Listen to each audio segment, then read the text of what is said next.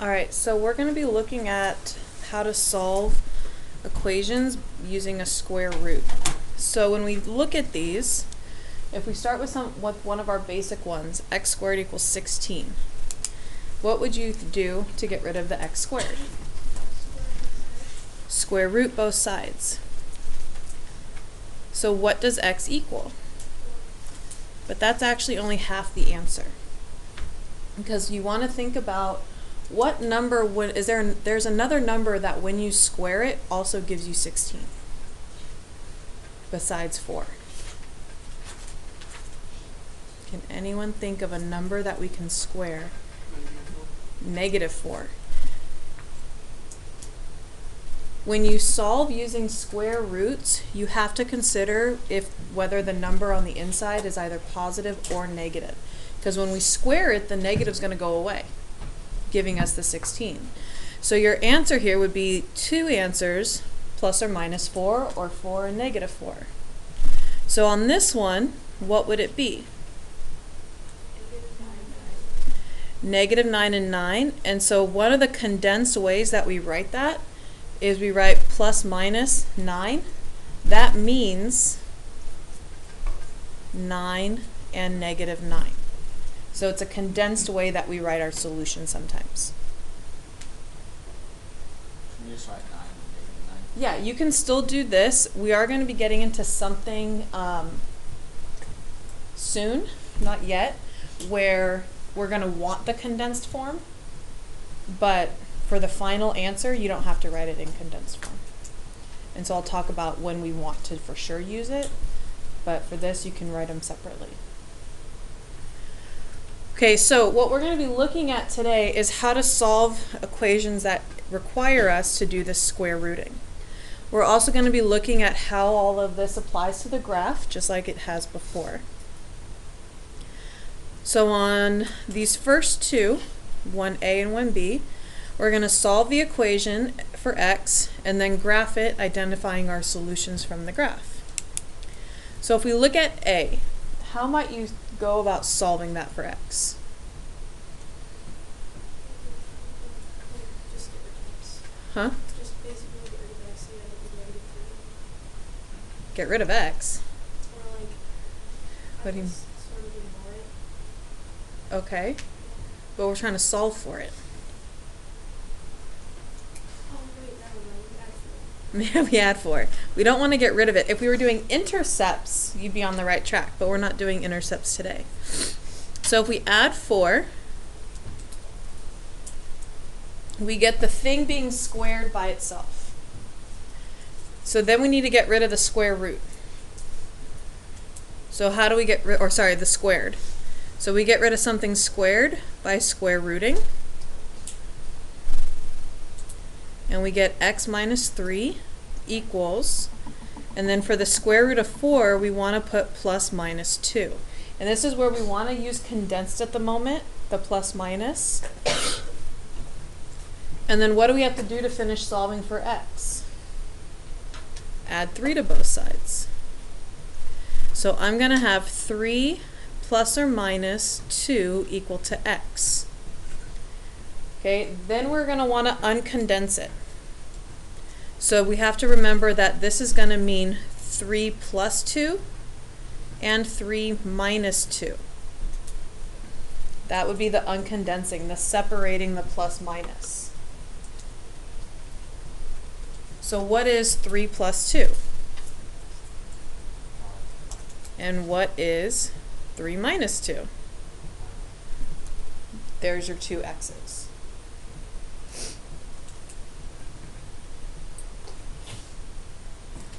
Okay, so that was the first thing it wanted us to do, was to solve for x. Now we're going to graph it. When it comes to graphing, we want to think of the 0 as a y. So what would our vertex be for our graph?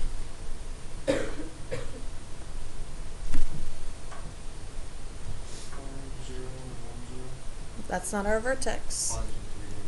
+3, -4. +3, -4. The vertex we read from the equation So 1, 2, 3, 1, 2, 3, 4. And then what do we know about these 2 points? What are they? They're the x-intercepts because y was equal to 0 when we found them. So we know that at 1, 0, and 5, 0, we're going to cross the x-axis. We have enough to connect the dots, and we have our parabola. So when it comes to the square roots and solving by square roots, if we can get our x-intercepts by solving, then sometimes that's a lot easier than trying to pick random points to make your graph.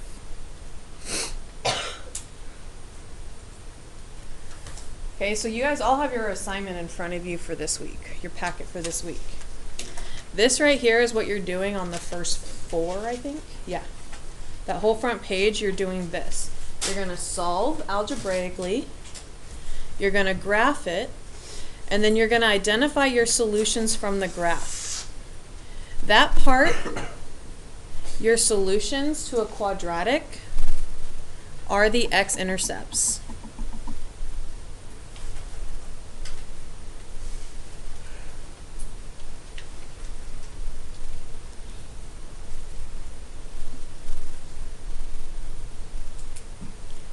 So when it says to identify them from the graph, you should cross at 5 and 1, and it should match what you found algebraically. So if for some reason you graph it and your graph doesn't cross where it should be or where you found it algebraically, so that's not -1, it's +1. It's just right next to one of my tick marks, so it looks like -1. Then you know something's off, either with your algebraic or your graphing. But your solutions here where it crosses and what you found here should match. Okay? So any questions on that process? Because you're doing this on 4 problems on your assignment. Yeah. How did you get 3x minus 3 squared, and then you got x minus 3? 3x minus 3 squared. I don't have that anywhere on my paper. X minus 3 squared. This? Yeah, and then you went... I added 4 to both sides because that was a 0. And then I square rooted so that I can cancel the square root will cancel out my squared. And that gives me just x minus 3. And then we square root the 4, and that's how we got the positive or -2. Okay, so let's do another graphing one where we do everything like what you're going to do on those first 4.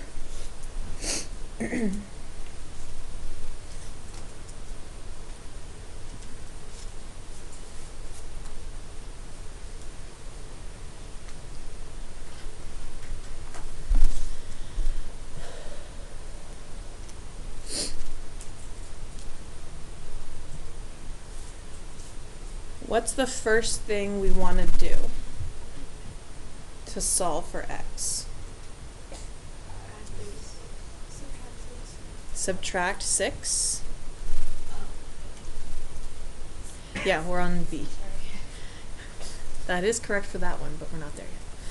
Okay, so we'll have -6 equals x plus 5 squared. And then how do we get rid of the squared on our x plus 5? By square rooting both sides. So that's going to cancel out, giving us just x plus 5. And here we're going to have plus or minus the square root of -6, because that's not a perfect square. Can we take the square root of a negative number? Can you think of a number times itself that'll give you a -6? One of them would have to be negative, but if one's negative and one's not, are they the same number? So this isn't possible. So whenever you get something like this, so you'd get -5, so if we kept going, we get -5 plus or minus the square root of -6. This means that it's a no solution, And when it comes to the graph, it means our graph is never touching the x-axis, because our solutions are where it crosses. So if it never crosses, Jace? So, like for number 2 on the... I'm not going to talk about the homework right now. So what do you think the graph would look like if it can never cross the x-axis? Not exponential. So let's start with our vertex. Where's our vertex? So look at the equation. If we change this to y, negative 5, 6. So 1, 2, 3, 4, 5. 1, 2, 3, 4, 5, 6. There's our vertex. How might we find another point on our graph? Plug in numbers. Okay, so if this is negative 5, maybe let's do negative 3. That's 2 spots away. Bless you. Negative 3 plus 5 squared plus 6.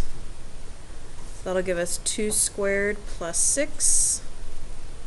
4 plus 6, which is 10. So when we plug in negative 3,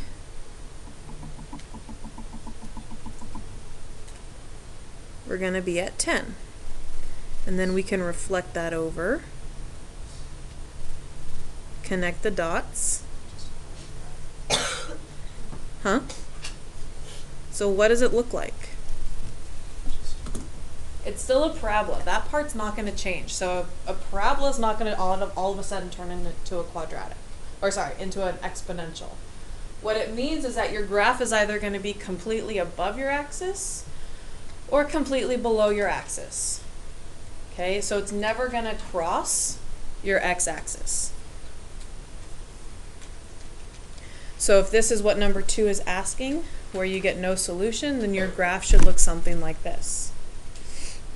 Okay, there's one other type of graph you could get, and that is the kind where you only have one solution. So if you only have one solution, your graph is going to look something like where your vertex is on the x-axis and it's going up from there, or it's going down from there. So there's 3 ways your quadratic can look. It can look like number 1, where it has crosses twice and has 2 solutions. It could look like 1b, where it never crossed, so it was completely above or below. Or you could have it where it touches it only once, and it's either above or below. Yes, Chase? So anytime you square root a negative number, it's going to be your solution? Yes. Okay, so any questions on what the first 4 on your homework are going to ask you to do?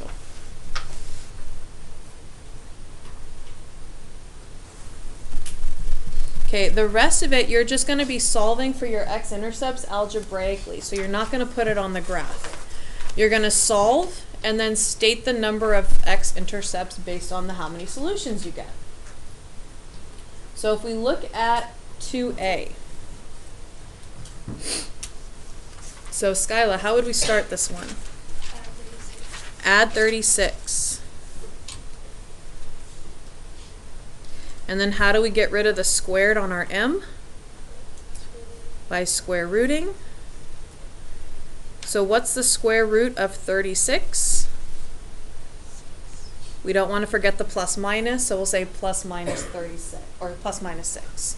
So that plus minus, whenever you square root to solve, you have to put a plus minus. This would be a time where like we don't have perfect roots. Yes. And when we have those, we just simplify the radical like we did before, and we'll leave it like that. Now, when it comes to graphing things with things that aren't perfect, we're going to take out our calculators and estimate what those are so we can put them on a graph. But if, like here, we're not graphing, so it's okay if we get those because we don't actually have to put it on a graph. Okay? Okay, what about B? How would we start B? Subtract the 15. Then what? We can't square root yet. Is the x squared by itself? We want to get whatever's being squared by itself first. Once it's by itself, then we square root. And what's going to happen here? No solution because we're square rooting a negative. And so one thing I did forget on number 1, if we got for letter A, if we got 6 and negative 6, how many x-intercepts is that? 0, 1, or 2? 2.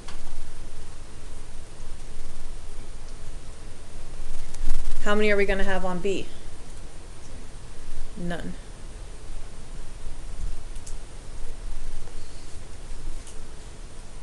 Okay, what about C? So how would we solve in C? Wait, how do you know it's 2 on the first one? Because how many, this is the condensed way of writing 6 or negative 6. So how many answers did I get? 2. So you have 2 x-intercepts. Here, how many answers did we get? None. So we have no x-intercepts. So if we go to C, how can we get g squared by itself? Divide by 4. And then we square root both sides to cancel out the squared. And then what's the square root of 25 over 4? Anyone remember the shortcut?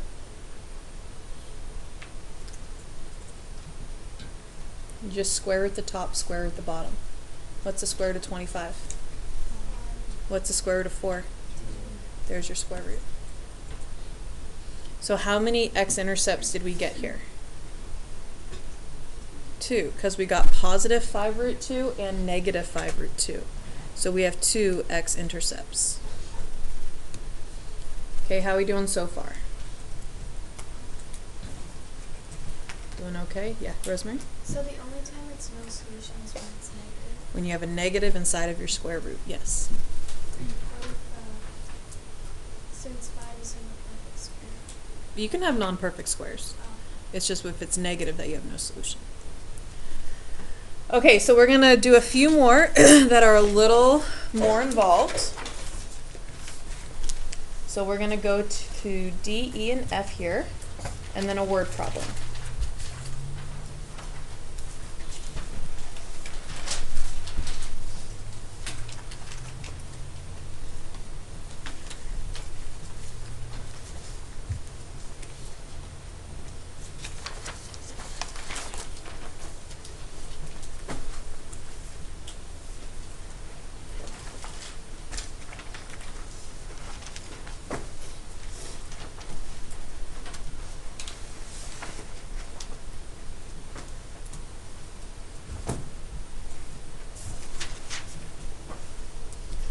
So if we look at D, how might we start that one? Okay, we can start at the square root because what we have that's being squared is already by itself.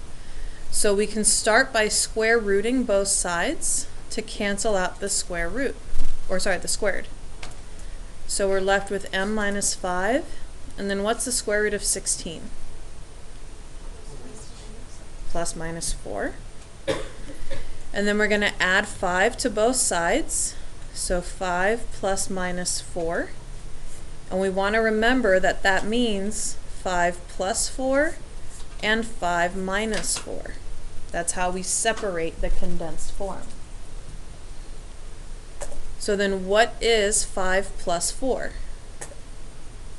9, and then 5 minus 4, 1. So how many x-intercepts did you get? 2.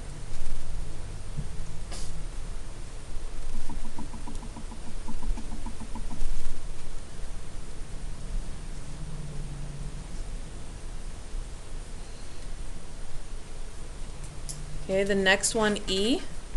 What do we have to do to start E? Add 9 to both sides so we can, whoops, not M, N.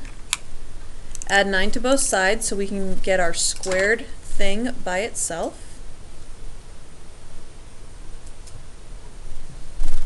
Then we'll square root both sides to cancel out the squared. And then what's our square root of 9? Not 3. Plus or minus 3.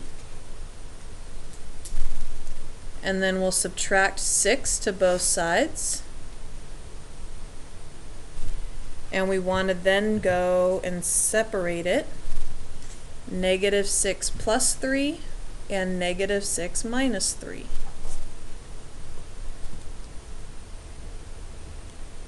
So what is negative 6 plus 3? And negative 6 minus 3? Those would be your two answers, meaning you have two x-intercepts.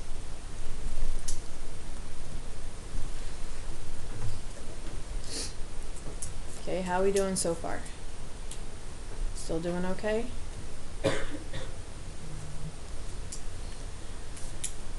Okay, last one that we're solving before we do our word problem. What do we have to do to start this one?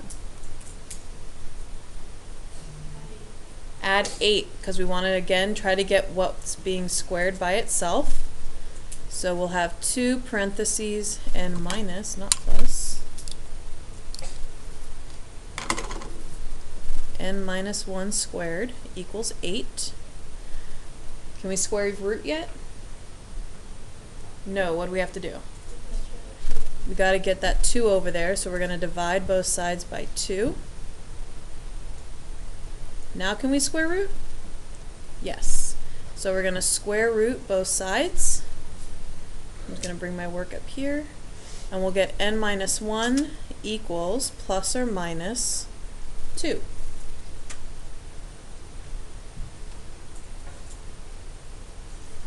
Last step, we're going to add 1 to both sides. And remember that this means 1 plus 2, 1 minus 2. So we'll get 3 and negative 1, which means we'll have 2 x-intercepts.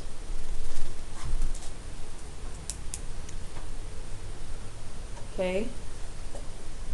A through F here is like what you're doing on the next large chunk of your assignment.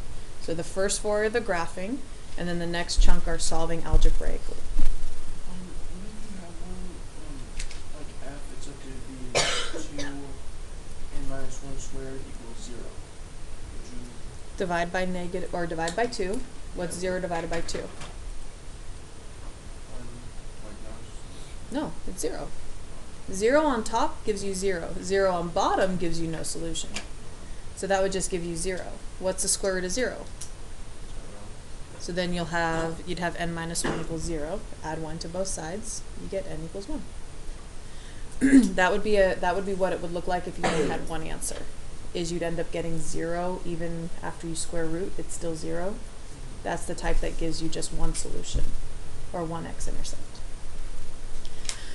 Okay, last one then is you have 3 word problems, I think. And they're all going to be talking about a ball that's being thrown vertically upward. This particular one is thrown vertically upward with an initial velocity of 64 feet per second. Do you guys know what velocity is? Speed. Okay. Do you know what initial means? At the start, at the beginning. So at the beginning, so you almost want to think of like someone playing baseball in the outfield. They put all this velocity behind the ball before it even leaves their hand. So it's like an initial velocity of 64 feet per second. Its height after t seconds is given by this equation. So t is time in seconds, h is our height. When does the ball hit the ground?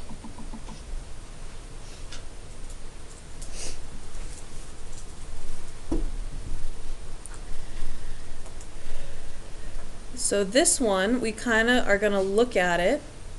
Now this graph isn't 100% accurate. So the ball, do we know if it's starting on the ground or no? It's being thrown vertically. So someone is, let's say, 6 feet tall. They throw it up. and then it hits the ground.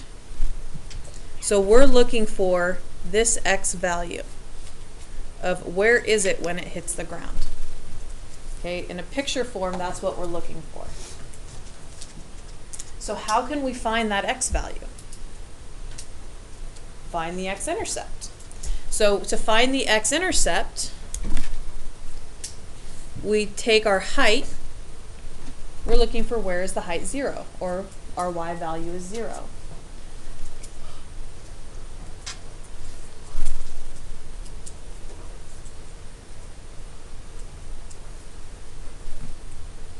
And we're going to solve for t, the time it takes for it to hit the ground.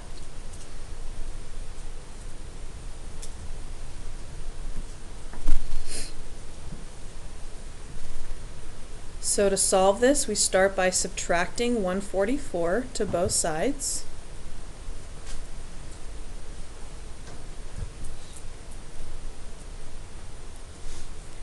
Then we have to divide both sides by negative 16.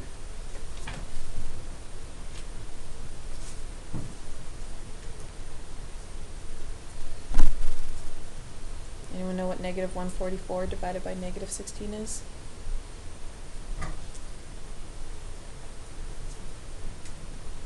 I think I know, but I don't know. Someone want to get out a calculator and check? I think it might be 8, but I'm not sure.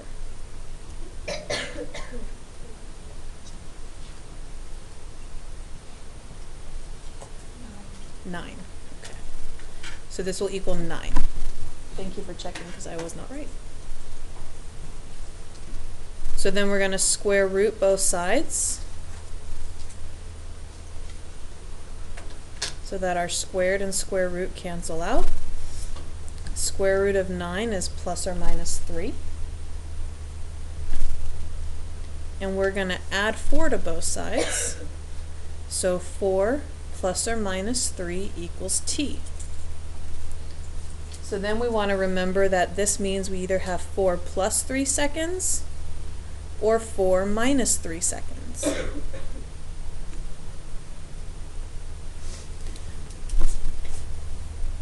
This one didn't quite work out right. That's okay.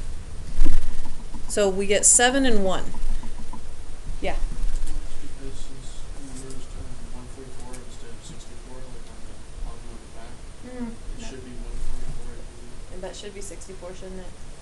Because one of them should have come out negative, and it didn't. I used the wrong number. So yeah, anyway, normally what you'll get on these, this is just because I wrote the problem wrong, you'll get one negative answer, and that would be if you were to extend it over here, you'd get a negative time. But can time be negative? No. So you'd cross out the negative one, and you would say it takes 7 seconds for it to hit the ground. This one, because of my mistake, did not come out right. So that's my fault. I will make sure I fix that for next class.